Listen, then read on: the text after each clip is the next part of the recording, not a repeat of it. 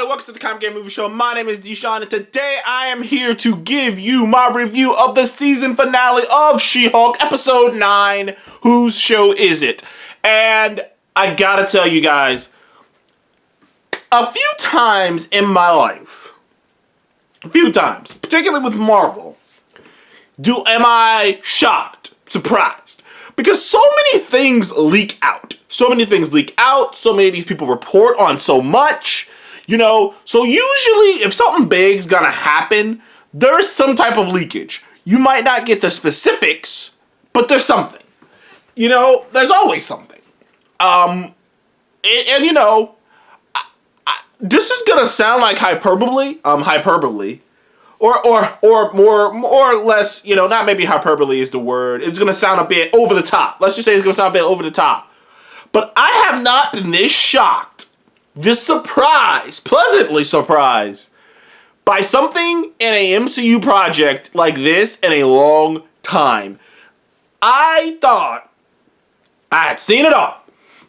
I thought, okay, this is as far as they're going to push this thing. So this thing's got to be spoiler. Because there's just no way to talk about this episode without talking about the spoilers. First of all, last week's episode, the Daredevil episode, which was great, that episode ended with Jennifer, freaking out because she got, she got not exposed, but she got treated like a shit by this group, the intelligentsia, a group of gross sexist bro men who wanted to attack her and bring her down. And they put up all this shit and they tried to fuck with her. And in the process of doing that, she got arrested, and she got this episode starts off with her in prison and her getting out and her having to lose her powers, and she's spending because this episode's only about 30 minutes, but this first 10 to 15 minutes are about her trying to figure out who the intelligentsia are, find them, expose them so she can get her job back, because she loses her job. She loses the ability to be She-Hulk. She has to move in with her parents. It's real bad. She's badly looked in the public eye. Also, this episode starts off with an amazing homage to the old school I can't remember the time period, but the old school Lou Ferrigno Incredible Hulk cartoon show. They do a faithful and truthfully great homage to that original to the original intro of that show, and it was fantastic. I mean, even like the show, I have to tell you, I have never in my life seen a show of this magnitude spend so much time fucking with fans, but not the MCU fans, fucking with the haters, fucking with a certain demographic. It's as if, I've never seen Marvel more self-aware than this. This is borderline, honestly, this is more self-aware than Deadpool. This episode alone takes it to a whole nother level. And the show has always been taking jabs at the bro men, at the assholes who will say, there's a line in this episode where they infiltrate, at a certain point, Pug with Nikki infiltrate the intelligentsia meeting. And there's a line by a guy who's like, I would say the same. I'm not saying this because she's a woman, but if it was a man, I'd be saying the same thing. And you've heard that a lot.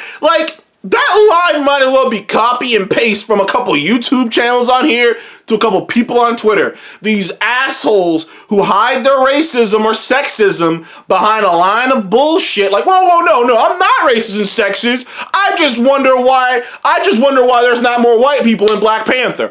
Oh no, I'm not racist or sexist, but why does Namor have to be a Mexican? I'm not racist or sexist, but why does Sam Wilson have to be Captain America? I'm not racist or sexist, but why does there have to be a female Thor? Why does it, you hear this line all the fucking time, and I'm sorry if you've ever used that line or you've ever heard someone say that line. Understand that person, or maybe you, are probably a little bit sexist and you just don't want to say it.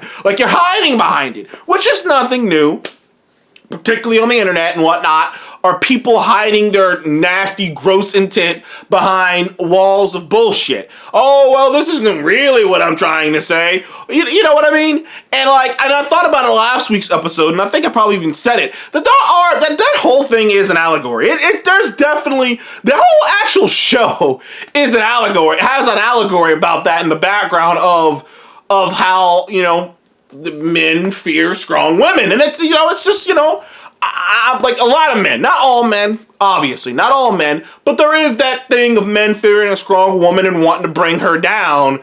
I don't know, because they don't like that feeling, because that's pretty much what happened with the last week's episode of them trying to bring her down and make her look ugly. And I kind of alluded it to, I remember a long time ago, when I thought about a woman in when I was younger, I used to think about a woman in a position of grand power. In my brain, even I was guilty of this as a young kid. I used to be like, I don't know. But then I don't know, well, what if she got emotional and made a decision because of her emotions? But that's completely stupid, because the same thing happens to dudes all the fucking time. I mean, how often are you watching the news, or you're watching something and you hear about some politician or some dude in power screwing some chick or getting upset and saying something? And it's just it happens men and women equally. But there's just this weird dichotomy there. Same thing black folks have been dealing with it for years. The whole, angry thing, the getting angry thing. An angry black man for some reason intimidates people a lot more than an angry white guy. Same thing kind of happens with women. An angry woman, that shit bugs some people. It just does. An emotional or angry woman bugs the fuck out of some dudes, particularly this kind of group of dudes, the intelligentsia. Now, it is revealed that Todd is the ringleader of the intelligentsia, which is something that we all kind of had a feeling of. So there you go. The villain was there from the beginning. The villain showed up in the third episode. So there you go. We met the villain a long time ago, and we should have already known who he was. But I digress. So we're getting to that bit. And it seems like it's pretty much because in my mind, I had woke up this morning and I had a couple things spoiled for me, but I didn't have what happens next spoiled for me. Because when I heard people freaking out, I assumed, I woke up and was like, okay, let me guess, there's gonna be a fight. And I saw Bruce. I saw Abomination. Oh shit, this is about to be a throwdown. I was like, this is gonna be interesting. I'm curious to how this is gonna go. And and I'm like I said, I'm sitting there, I'm interested. I'm like, how is this gonna go? How is this gonna go? And what happens that makes people so hyped? And I saw one thing that had spoiled for me. I'm like, okay, maybe we're hyped about that. But midway through it, eventually at a certain point, Jen says, I need to go talk to someone who can help me out. She goes to visit Emil. Her and Emil Blonsky are on good terms. They had that whole getaway. She went there one time and had a good woosah moment. They're cool to go now. So she goes over there. Turns out Emil is hosting this intelligentsia meeting. Granted, he's not a part of it. He's just lending out his space because he's off the grid. So it makes sense. He's off the grid. They wanted a place off the grid to go. He rented it out for the money, which is okay. Problem is he keeps turning into the Abomination. I actually feel kind of bad for him because he really didn't do anything wrong. Not really. I mean, I guess he did kind of betray Jennifer's trust, so I guess he did do that. But either way. And, Jen finds out, she shows up, and all hell breaks loose. Hulk shows up, starts fighting Abomination. All of a sudden, fucking Todd injects himself with the blood and turns into a Hulk himself. All kinds of shit happens. Now, that first bit, we kind of thought was something like that was going to happen. I thought it was going to happen with, I thought it was going to happen with, Titania. She was going to take it and turn into a monster, and turn into a hulking beast. And it's going to be like, now I'm better than you. Thanks, Todd. Thanks. This whole thing was designed to tank her down. But that's not what it was. And then all of a sudden, She-Hulk stops and goes, this shit is wrong. And she goes through the Disney Plus app.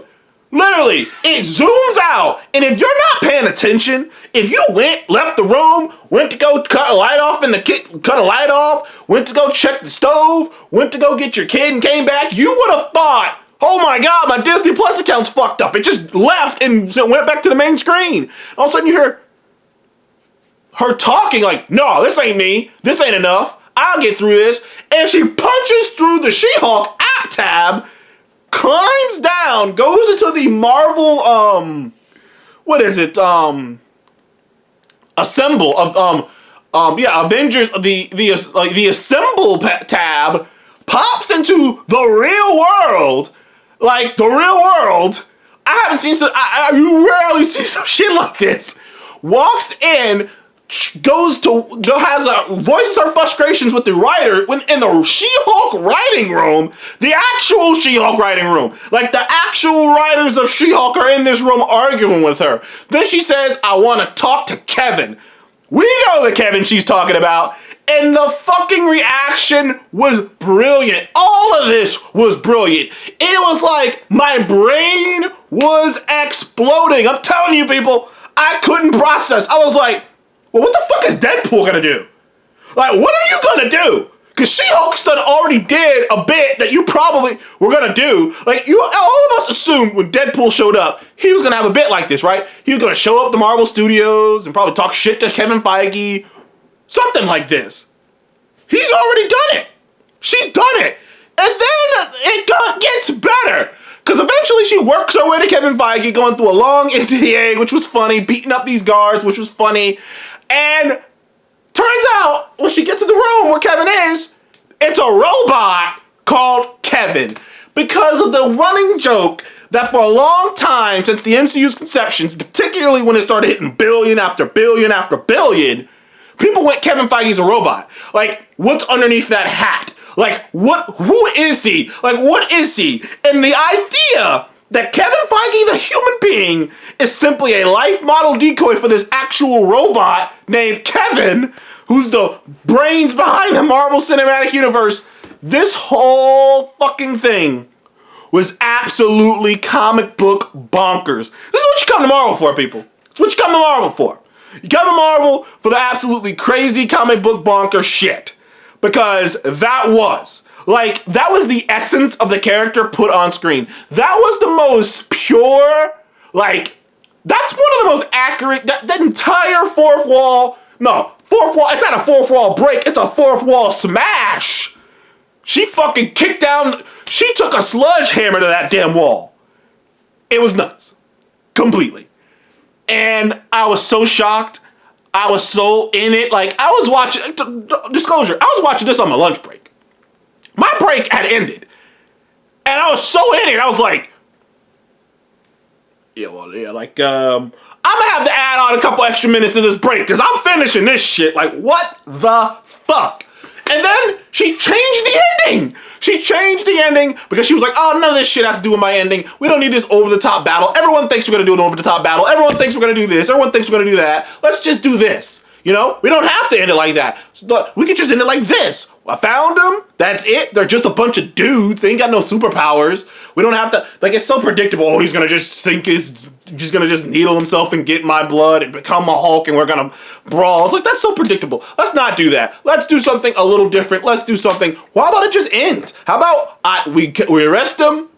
We arrest him. I don't punch him in the face. I don't punch him in the face. And you know what? For good measure, have Matt Murdock show up because a girl could use a man like that around.